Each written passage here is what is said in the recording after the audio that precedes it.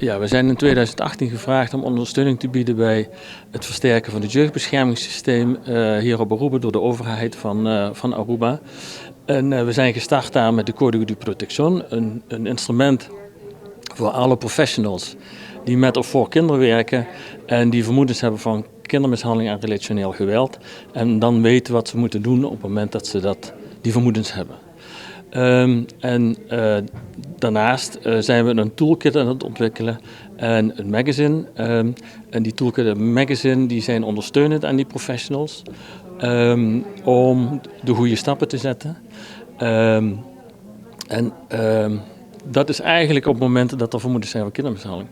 Maar wat kun je doen om te voorkomen dat er kindermishandeling zal plaatsvinden? En daarmee hebben wij gesprek gehad met de opvoedcommissie over de opvoedvisie, maar ook over de visie op opvoedingsondersteuning.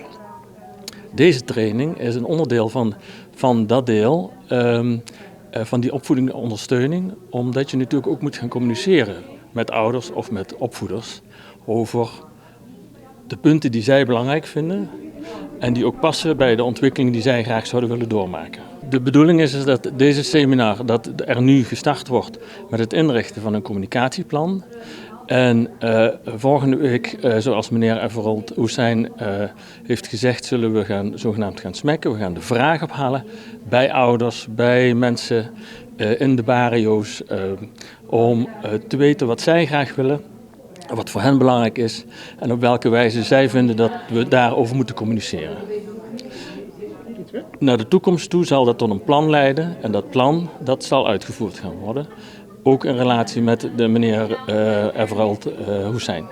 We did a 2-week version of this for colleagues in Aruba. We did it online during the COVID period because we weren't allowed to meet in person. So we did that about 2 years ago. So what we're doing now is a 1-day refresher for people who took that online training 2 years ago. The whole purpose of all of this is to develop a public communication campaign that will encourage better parenting behaviors so that our children in Aruba can grow up to be wonderful citizens. This is being done in collaboration between the government of Aruba and UNICEF Netherlands. And we start off with the training effort, which is to try to figure out how to develop communication campaigns that will make a behavioral difference rather than communication campaigns that only inform and educate people. There's a difference between those two kinds of communication effort. So what we're focusing on is a communication effort that will help people take on new behaviors in their life when it comes to parenting. So after this refresher, what we're going to do is to go out into the community and basically ask the community, parents in particular, children in particular, what do they think about the parenting behaviors we'd like to recommend that would succeed in developing wonderful Aruban citizens. Well, I'm not sure we'll be doing more seminars, but perhaps there's a possibility of coming back to share the details of a communication plan and to make modifications to it based on the feedback we get from government colleagues and from all the civil society organizations that will be working with us. So we hope to follow this up with more discussion as to what kind of communication effort will lead to the behavior changes we'd like to see in Aruba when it comes to better parenting.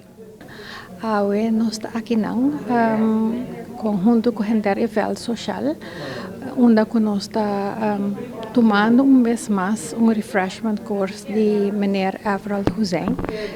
Hosein está worden financiado door de cooperação que nós temos com o UNICEF Nederland, com uma cooperação estreita que nós temos desde o ano passado, onde nós está trabalhando com para vir plano estratégico para a comunidade de Aruba, terreno de positive parenting, dus lançamento de mucha de uma forma positiva e enter o time de Centro para a Família, qual da Fundação para nós muito não, Departamento Assunto Social, o Gelo Kruis, tiene de Educação e Fundação Respetami, conjuntamente com o VELD, com 2 anos passados, logra curso de 8 dias,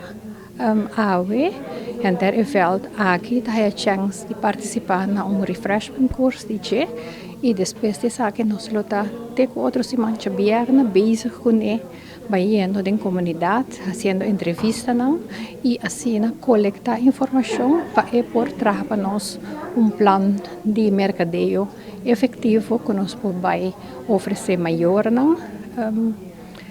información aquí con lo que desea, pero que lo tiene efecto también de tiempo largo.